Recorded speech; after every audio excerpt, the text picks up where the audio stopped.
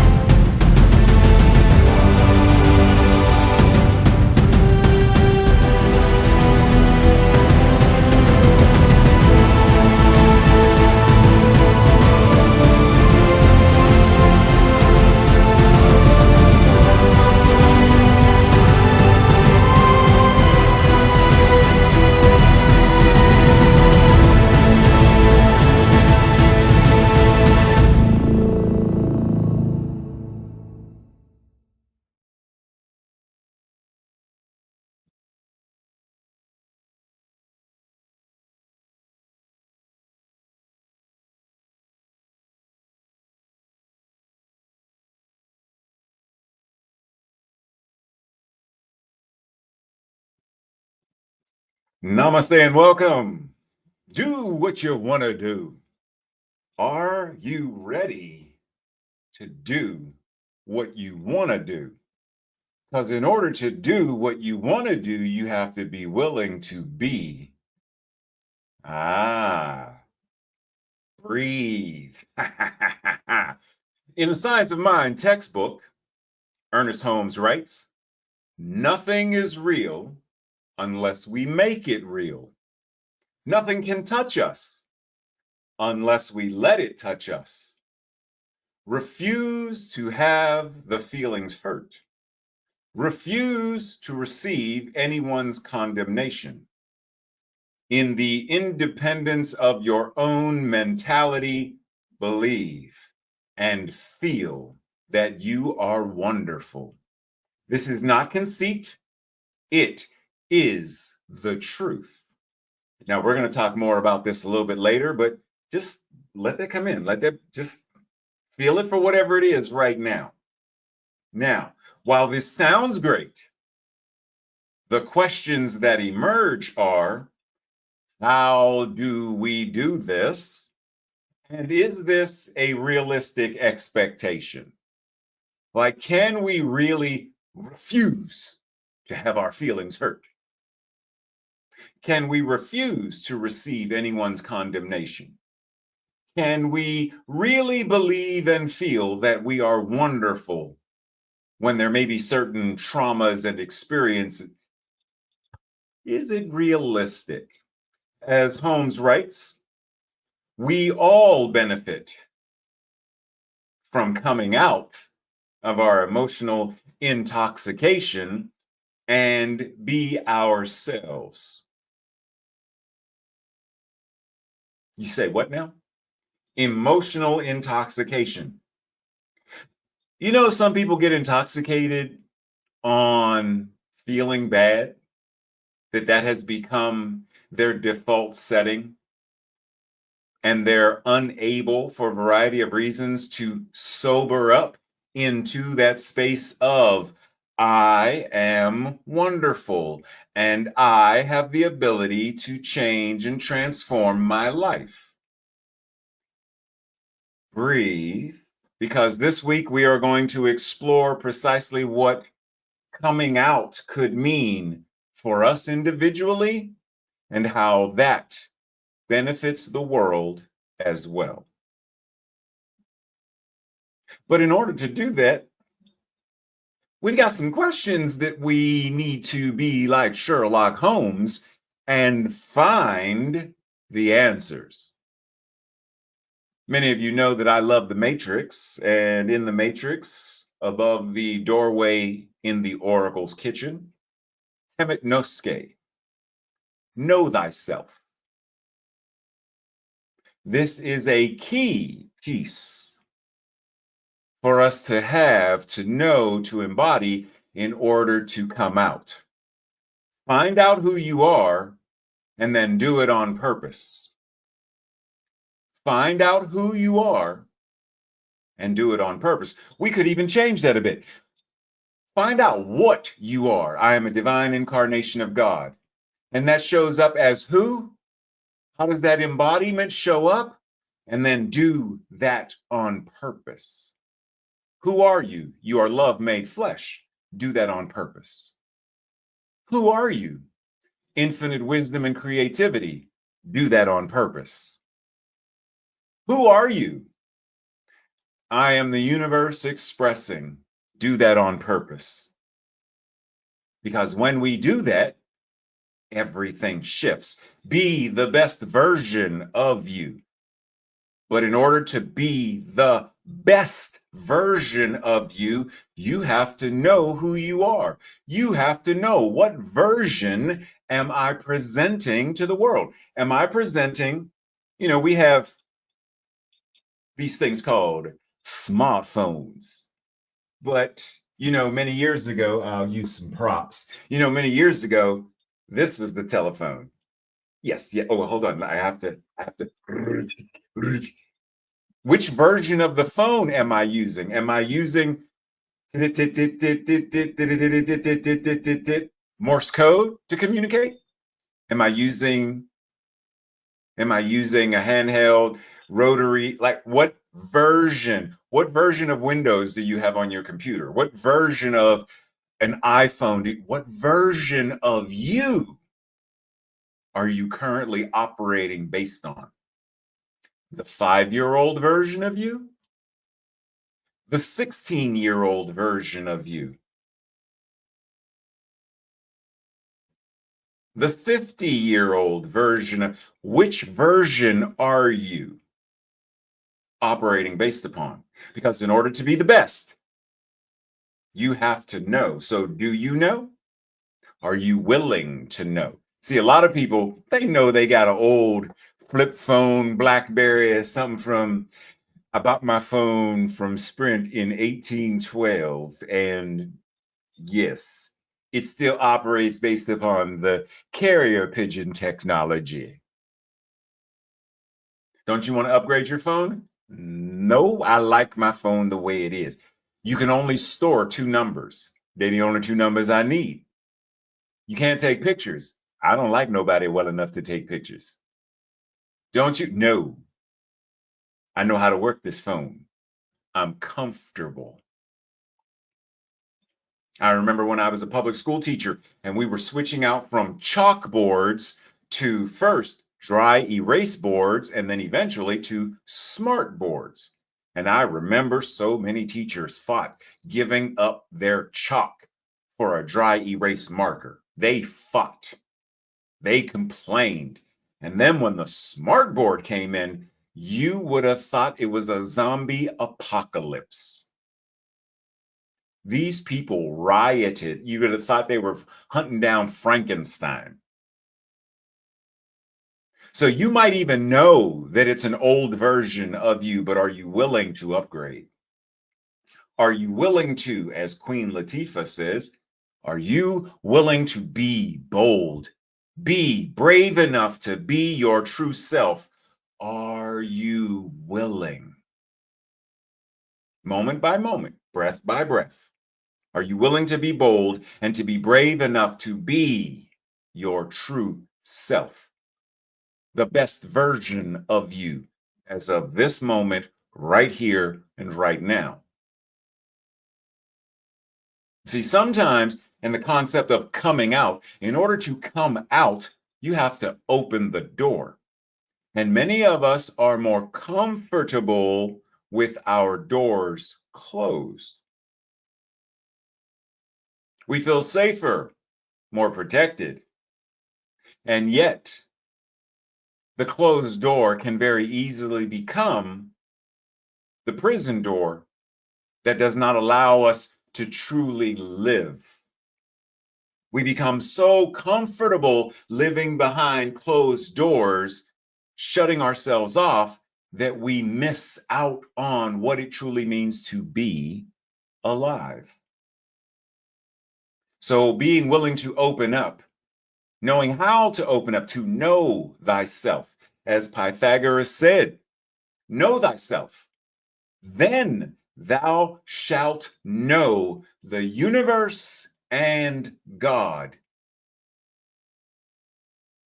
And when you know yourself, it changes how you show up, which means the more you know yourself, the universe and God shows up in your daily activities. It shows up in all that you do because it's showing up in all that you are. So, as I said, we were going to come back and revisit this. So, and I did mention something about, I think I mentioned The Matrix or something, a silly old movie. So, in honor of The Matrix, let's remix this passage. Are you ready, Neo? Yes. Let us remix. Okay. So, what it says in the remix is nothing is meaningful unless we make it meaningful. Nothing can diminish us unless we let it diminish us. While we will have hurt feelings, we can, however, refuse to be controlled by those feelings. We can refuse to accept anyone's condemnation of us or of another. In the independence of our own mental equivalence, we can choose to believe, choose to think, choose to communicate, choose to feel, and choose to act in wonderful, loving, and healing ways. This is not conceited. It is not ego-driven. It is not arrogant. It is the truth. We all benefit from coming out of our indoctrinated intoxication of non-life affirming conformity and subservience to the collective sheep people consciousness. When we choose to come out and be ourselves, we liberate the world. Breathe.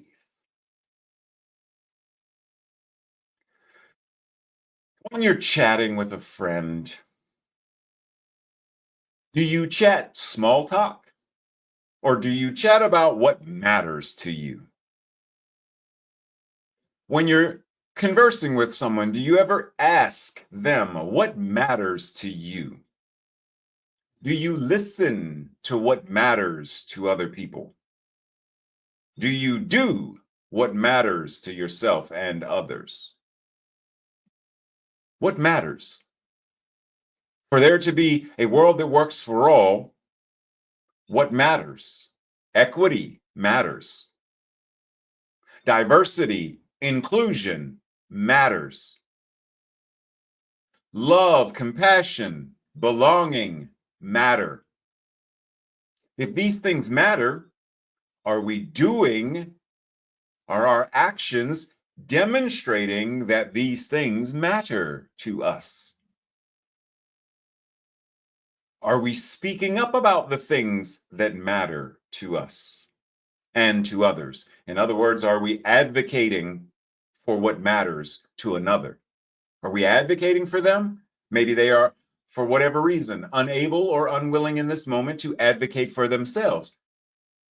Am I willing to advocate for them? For example, walking down the street one day with Tracy and a group of friends, New York City, 42nd Street.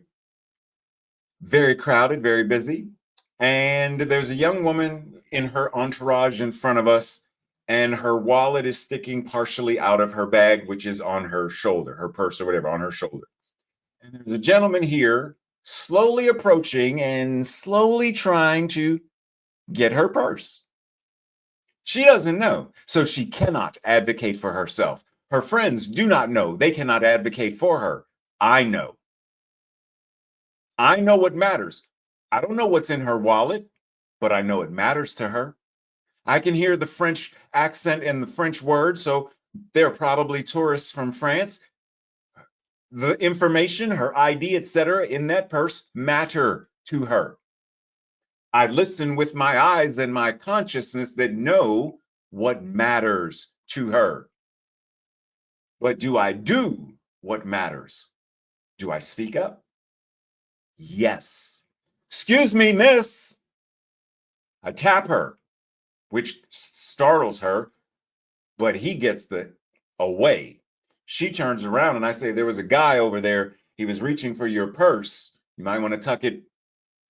Oh, merci, merci. Oh, thank you very much. Thank you. Cool. Do we advocate for others when we know what matters?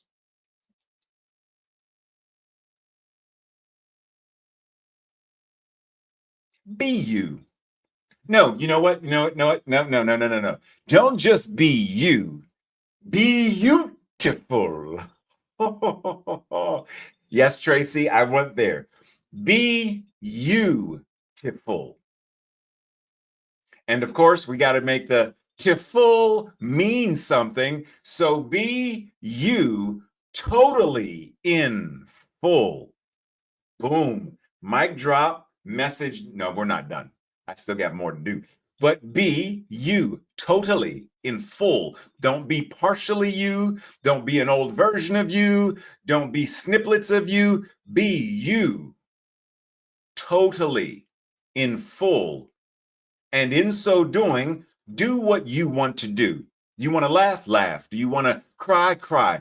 Do you want to flirt? Flirt. As long as all of this is done in a life-affirming way, do what you want to do. Do what you have to do. If you are anchored in principle and you have values, and those values call you to do certain things, be honest, have integrity, do it. Do what you have to do. You have to speak up in order to advocate, then do it. Be who and what you are. As a divine incarnation, you are the universe, you are God expressing. Be that in full. As beautiful as you are, as wise as you are, as creative as you are, be it in full to the best of your ability. Breathe. Dr. Holmes says from an issue of Science of Mind magazine, we really need more enthusiasm. We should not see this thing just as a law and a big, bright, brilliant goodness. We should see it as something vibrating with life, pulsating with warmth, and scintillating with color. Look how colorful nature is. We are too prosaic, too matter of fact. Color belongs to us because God is a colorful beingness. How can that which has painted nature with such a lavish brush be anything but colorful? How can that which is the paint of nature, nature painting itself, how could it be anything but colorful? And as that, and knowing that that is what you are, how can you be anything but colorful? And in reference to enthusiasm, how enthusiastic are you? Do you jump for joy? Do you dance like no one's watching? Sing like no one cares other than you? When we talk about enthusiasm, do you know the root etymology of enthusiasm? Did you know that the root etymology of enthusiasm means entheos, in God? When you are enthusiastic, you are in God. God is in you. God is, period. It is because of God that you are able to jump for joy, that you are able to sing praises, to create, to laugh, to nurture, to cry, to enjoy.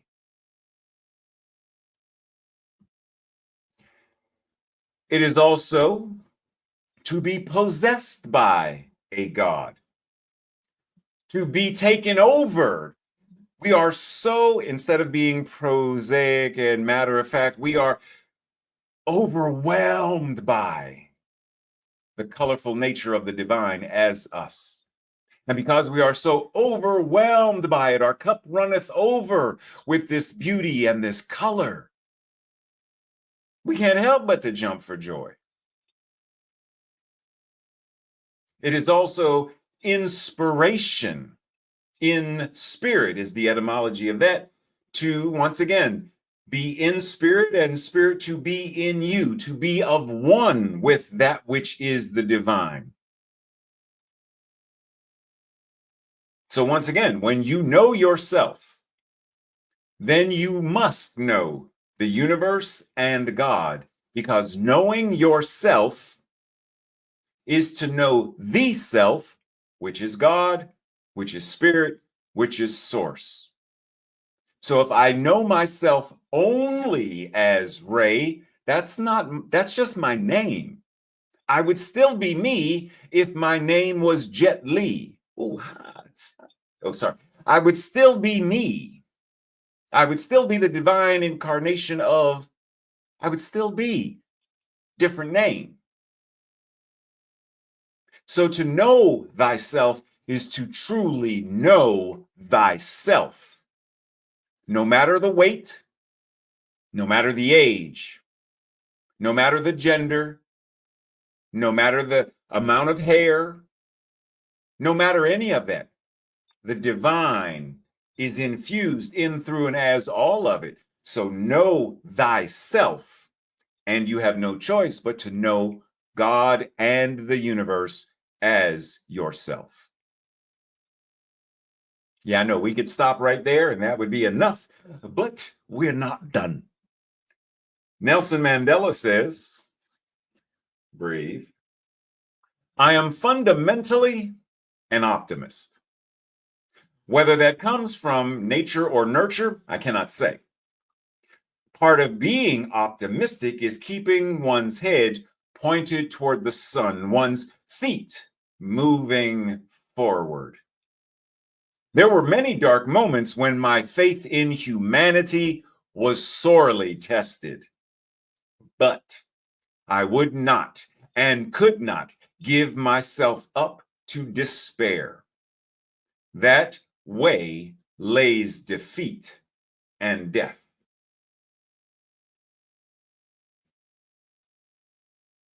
We are currently in an era of many dark moments with the current administration and many things that are going on, not just in the United States, but around the world. Many dark moments that could easily lead to despair, easily cause us to lose faith in humanity. And yet, if we know what humanity truly is, God expressing, are we losing faith in God? Are we losing faith in our own self as a member of humanity? Are we willing to, as Mandela says, are we willing to fundamentally be an optimist? But let's talk about what that even means. Because, I'm sure we have, in one version or another, seen some reference to this. Is the is the glass half, is the glass half empty or is it half full? Which one is it? Is the glass half empty, pessimist, or half full, optimist? This is the general idea when we talk about, but I want to push us even further than that with what Mandela said, and Dr. Holmes often refers to us as practical or practical idealist. And what does that mean? Pause for a second and think about it. Technically, the glass is always full. As the image says, half of it's air, the other half is water. So the more accurate mental equivalent of this whole concept is not always an either or, but a both and. Which means, in reference to this, the more effective question is, what am I looking for? When I look at the glass, half full, half empty, whatever, what am I looking for? Because to a certain scientist, when they're looking at the glass, half empty, half full, whatever, they see it fully full. Because one, the glass itself as a solid, molecules. It's full of molecules. The liquid, it's full of molecules. The air, it's full of molecules. So the glass, the fluid in the glass, and the absence or the air, it's full. And even if we talk about the quantum field and whatnot, and we talk about it's 99.9999999% empty space. That empty space isn't empty either. There's energy that still moves. The glass Our optimism is ever full when we know to look for it. And not just to look for it, but to look from it. Are we looking at and are we addressing our lives and the world from the perspective of God, from the awareness of the divine? Enlightenment is not about becoming divine. Instead, it's about becoming more fully human. It is the end of ignorance. When we are embracing our humanity, we are embracing our divinity if we understand that they are not two separate things, but that they are one thing. Just as the glass half empty or half full, it's one thing, it's full. We are the divine expressing in and as this thing we call human. But even our humanity is an expression of our divinity. Evolution is the awakening of the soul to a recognition of its unity within the whole. Material evolution is an effect, not a cause. This reverses the popular belief declaring that evolution is the result of intelligence rather than intelligence being the result of evolution.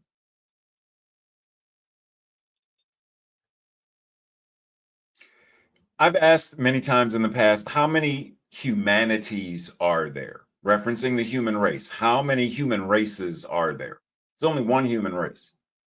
Humanity as a oneness, a wholeness. And if you are human, which I'm guessing you are part of that oneness and wholeness. And your humanity cannot be separated from that humanity, because that would mean there are two kinds of humanity or two human races. There aren't. So even in the concept, you cannot be separated from the whole of what the whole is. Evolution is recognizing this oneness and this wholeness, and from this awareness, wisdom and intelligence arises. And from that wisdom and intelligence that arises, because we know and we know what we know how to practice it, which then gives us the ability to change, to heal, to transform our lives and others. As Marsha P. Johnson says,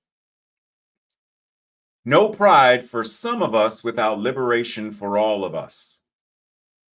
None of us are free until all of us are free.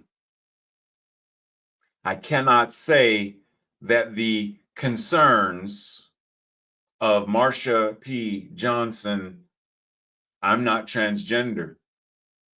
Her concerns are not my concerns. What? Is Marsha not human? Well, yeah, but there is no but. There is no but. It's either liberation for all or liberation for none.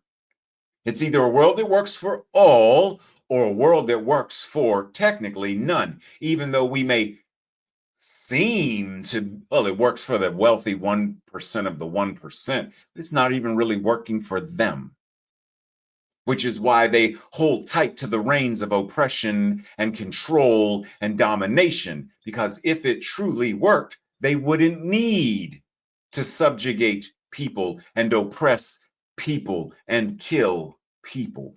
They wouldn't need to.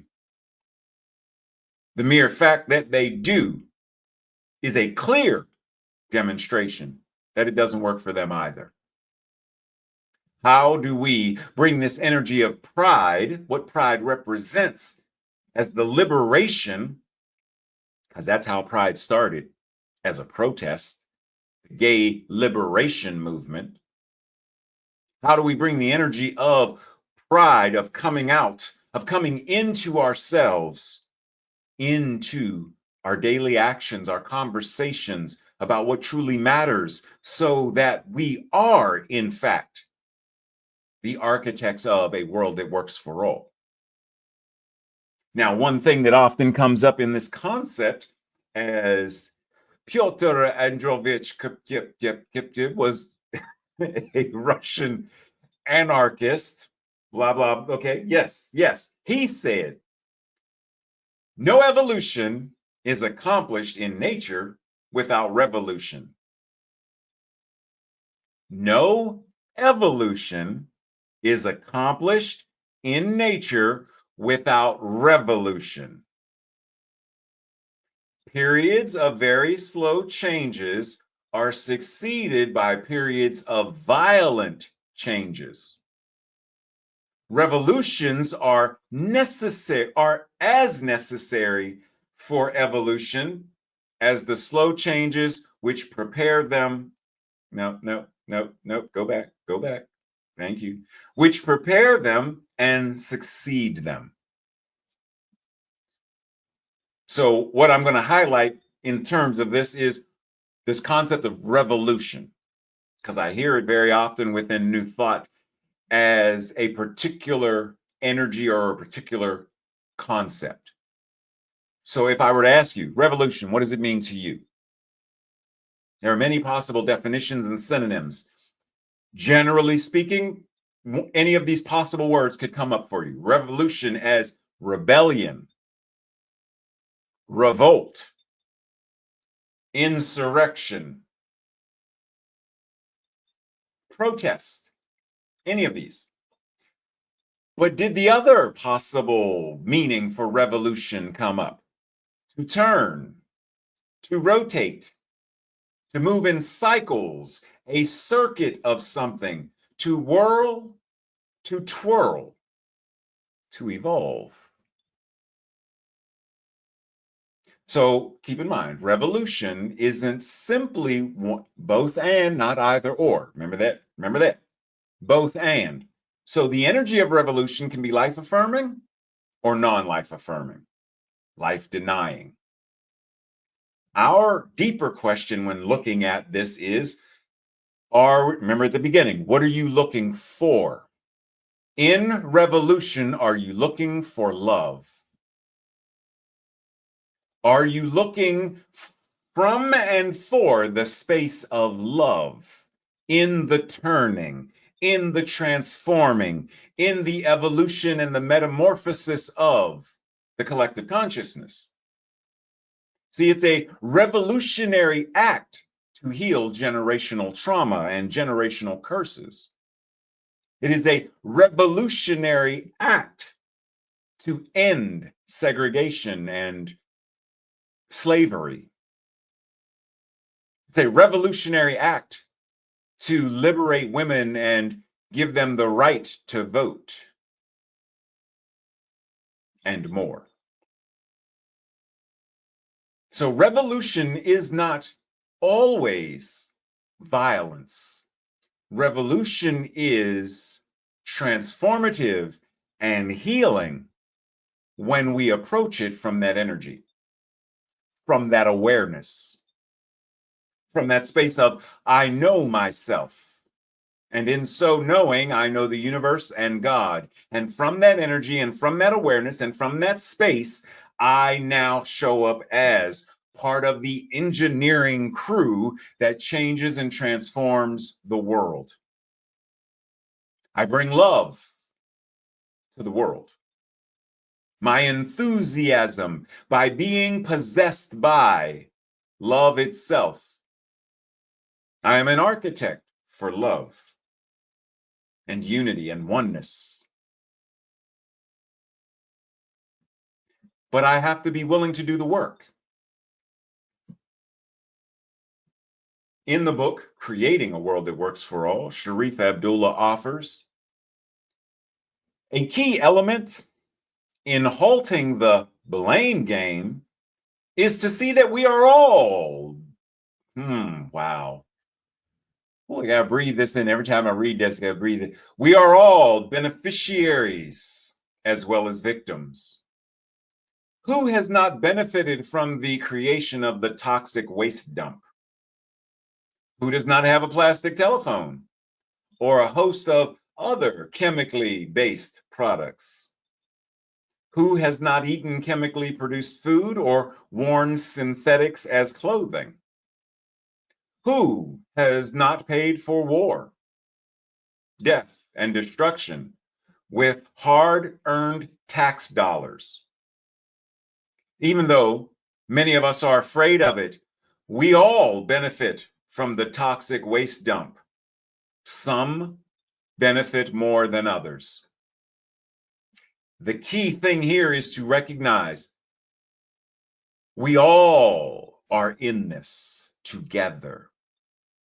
The blaming of the rich, the blaming of a certain political party, the blaming of a particular individual in a certain political party is not enough to heal or transform. If I want to truly be a part of creating a world that works for all, then I have to understand that by owning a cell phone, knowing that the parts and how this came to be meant that some people, children in fact, have to be subjugated in modern day slavery to mine elements that are then used to create cell phones. I can't simply la la la la la, ignorance is bliss. I'm doing my part. I'm recycling and I'm fine. But I need, I'm in line to get the new iPhone because I gotta stay up on the,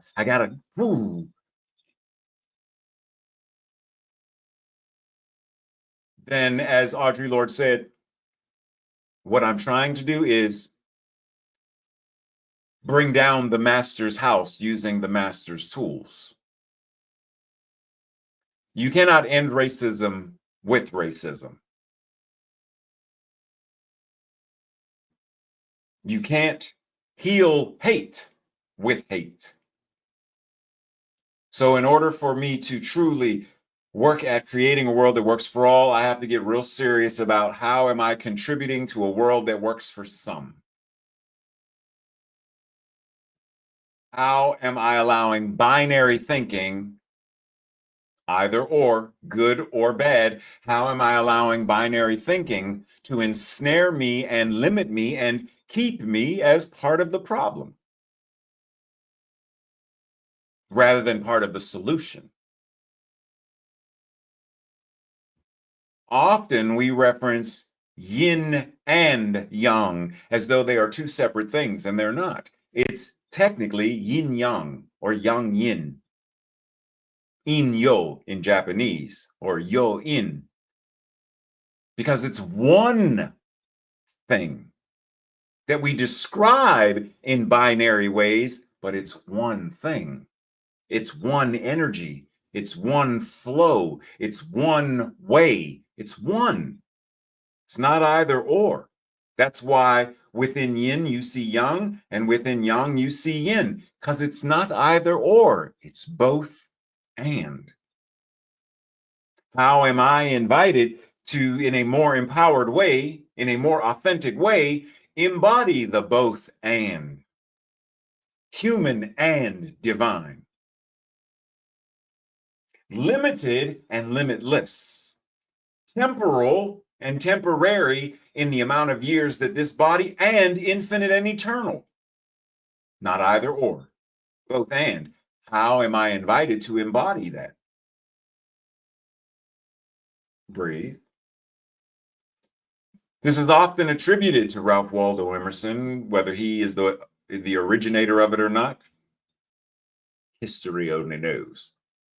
To be yourself in a world that is constantly trying to make you something else, someone else, is the greatest accomplishment. To be yourself when they want you to conform. To be yourself when they want you to fit in. To be yourself no matter what is the greatest accomplishment. Now, in the grand scheme of things, conformity in and of itself is not bad. We conform to the speed limit because it's safe. We conform to certain other things for safety and, various other things.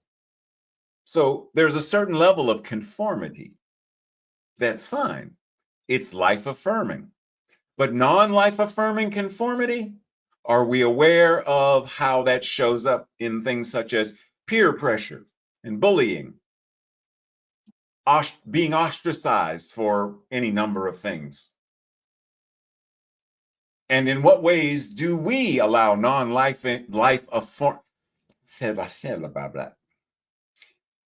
And in what ways do we allow non-life affirming conformity to hold us back?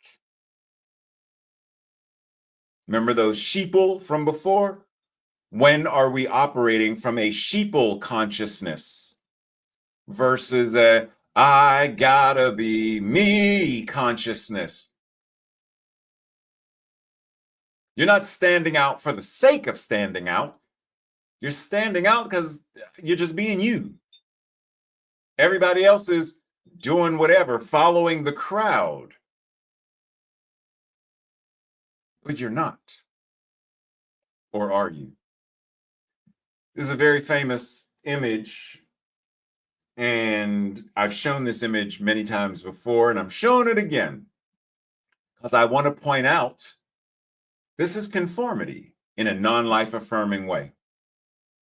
And yet not everybody is conforming. You see him?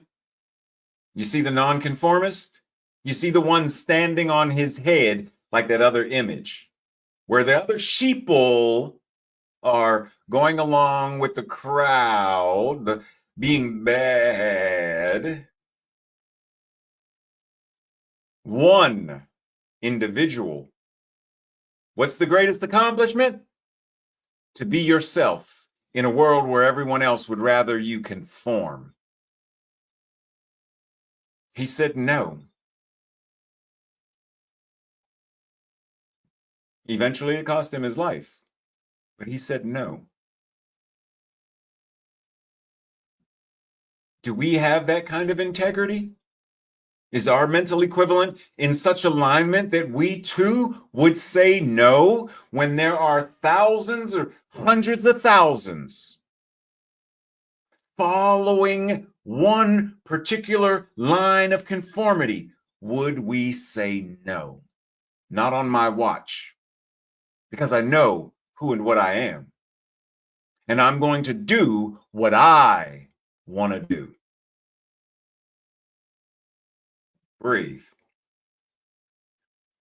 Gandhi says, always be a first-rate version of yourself instead of a second-rate version of someone else, or even a second-rate version of yourself. Don't try to be the best you were 10 years ago. Be the best you today. Surprising thing is, the best you today might even actually be better than the best you then. That's how evolution works. That's how enlightenment works. That's how awareness and growth work. Kaizen, that's how it works. So do your best to always be a first-rate version of yourself. But in order to do that, you have to know yourself. Do you know yourself? In expressing more life, we are expressing a greater degree of infiniteness of the spirit. Remember what I said before? Both and. Finite, temporal, temporary. Infinite, eternal. Both and. So in you expressing more life, in me expressing more life, in we expressing more life, we are actually expressing a greater degree of spirit's infiniteness. We are more completely personifying it, embodying it. This is the real purpose and meaning of existence, of living. It is the nature of the spirit to express in, through, and as us, not in imitation, not in fear or want, but in freedom. Breathe. One of the reasons why I love this image, not just because they're superheroes, but because it blends both Marvel and DC, yes, but also because This is a representation of many of the LGBTQIA2 plus comic book characters from both DC and Marvel. Now, why is this important? Why does this matter? Because representation matters. Remember what we said before? Do you do what matters? Do you know what matters? Do you ask what matters? Do you talk about what matters most? Representation matters. This is why DEI is important. In fact, this is why DEI actually is spiritual practice.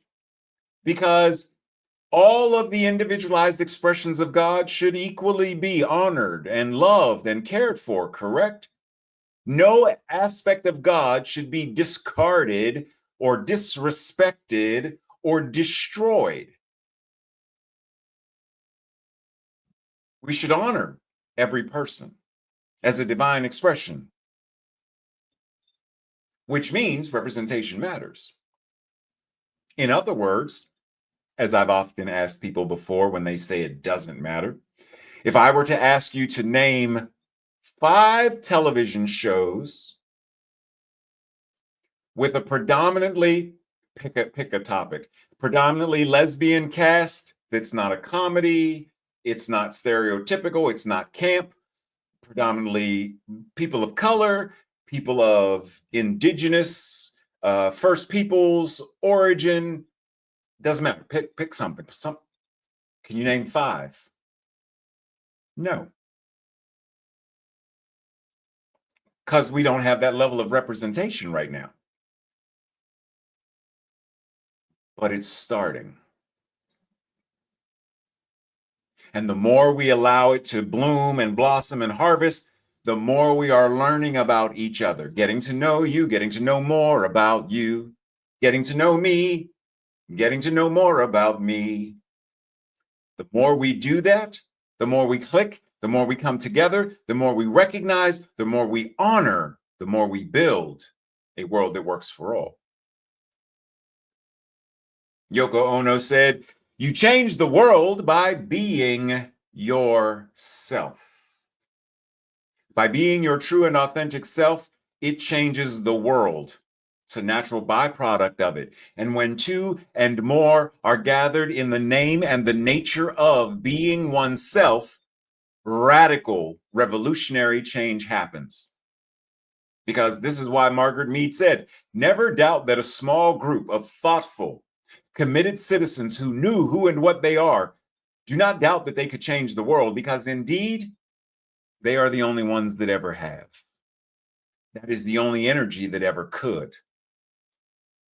So how are we being part of the solution? Breathe. The Science of Mind and Spirit 4.0 offers us a path, practice, and way of being that is a holistic, whole, and holy representation of what we are, God, and how we choose to embody it. If we choose to believe or even consider the following, then it must change how we live, move, and our being in life. Breathe. Everyone is an incarnation of God and a unique incarnation. All are rooted in the one life. Your endeavor, then, is not so much to find God as it is to realize God's presence and to understand that this presence is always with you, because it is you. Many people make a mistake in thinking it is enough to claim that God is all. We must realize there is one power, one God, one all, one life. And that life is in me as me now. I am a manifestation of that one. Breathe. The life within you is God. Whatever is true of God is true of your life, since your life and the life of God are not 2, but one. And lastly, to desert the truth in the hour of need is to prove that we do not know the truth. The Science of Mind and Spirit 4.0 gives us a way to prove that we, in fact, do know the truth, the whole truth, and only that which is true as expressions of God.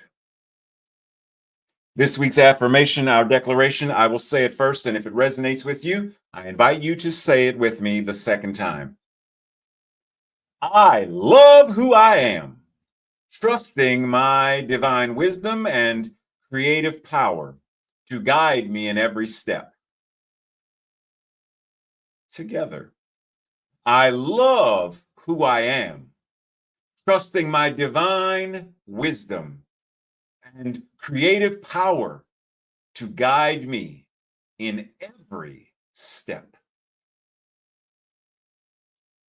And so it is. This week's journal questions for your own personal spiritual practice or for the Thursday night study group. How have I and how do I conform in both life affirming and non-life affirming ways? What in life matters to me? How do I demonstrate that it matters to me? In what ways do I, because of binary thinking, still believe I have to be something else in order to be happy or healthy or loved or rich? What would it mean to be truer to myself and to come out? Number 5, going back to the Science of Mind and Spirit 4.0 page where it says it offers us path practice, that slide, go back to that one and those statements. What do each of those statements offer or mean to you, mean to me, as a mental equivalent? If you're not sure what that means, send me or Tracy an email. The slide where I say the Science of Mind and Spirit 4.0 offers a path, practice, and way of being. That slide. I shared specific quotes to think about, meditate on, and embody. What do each of those statements mean to me as a mental equivalent? Number 6, how does my being myself change the world? And lastly, what revolution, love, ocean, what revolution of being am I being called to embody? How am I allowing love as the revolutionary catalyst? How am I allowing that to be embodied? And once again, this week, our practice, our how do I put this to use? Have a conversation once again. This time you're conversing about the slide that said, nothing is real to us unless we make it real. Nothing can touch us unless we let it touch us. In conversation, do you agree? Do you disagree? Why do you agree or why do you disagree? Simply practice the understanding of it by having a conversation about it. And breathe. And breathe. As we enter into that space of infinite awareness, God is all there is. Spirit is all there is. This oneness is all there is. And what it is, I must be. If it's all there is, how could I be anything other than what it is? How can I be anything other than an expression of it? And what is true of me is true for everyone watching. Spirit, source, God, the universe, whatever we call it, it's all there is. Love, all there is. Joy, all there is. Beauty, all there is. It's it. Many names, but it's the same thing.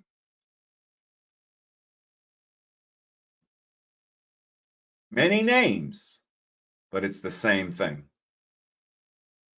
Just as I say, we could call something H2O. Someone else calls it Mizu. Someone else calls it agua. Someone else calls it Wasser. Someone else calls it, someone else calls it, someone else calls it, someone else calls it. Many names, but one substance. And no matter what the name is, I can't drink the name. I drink the substance. It is the substance itself that nourishes and quenches thirst. So regardless of whether we call it God, source, spirit, the universe, regardless of what we call it, are we embodying it?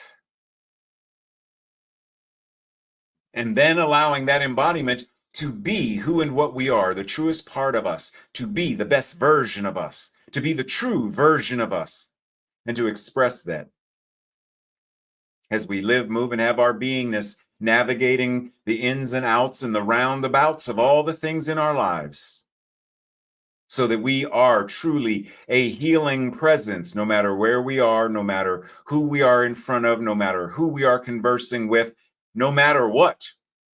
We are who and what we are as an expression of grace and love and wisdom.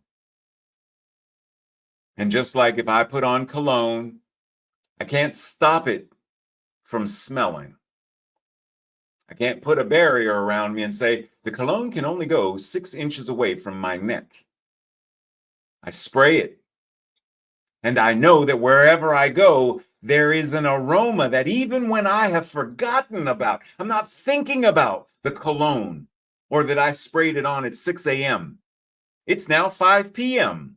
And somebody walks past and they say, oh my goodness, what's that cologne you're wearing? And it catches me off guard because I'm like, cologne? Oh, that's right. I did put cologne on. I live, move, and have my being in the same way that no matter where I go, when I am not thinking necessarily about grace and goodness and love, the aroma is still present and ever present. And that someone walking by gets a whiff of, what is that smell? That's beauty. What is that smell? That's love. What is that smell? That's God. I want some of that. And then the conversation ensues, and then they realize, I already have it. Oh my God.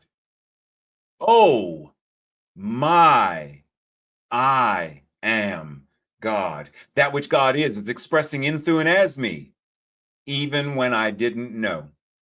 But now that I know, it changes how I go.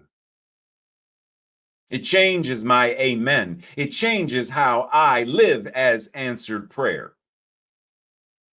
It changes how I embody and speak and live the truth. Today I choose to come out and be my authentic, divine, beautiful, and glorious self. After all, that is what God is. And so it is. And so it is. Blessings, love, and appreciation, everyone. See you sometime during the week because we're starting our stuff back very soon. Our Wednesday night, Thursday night's already going. We got classes coming soon. Blessings. I will see you during the week, or I will see you next Sunday. Do what you want to do.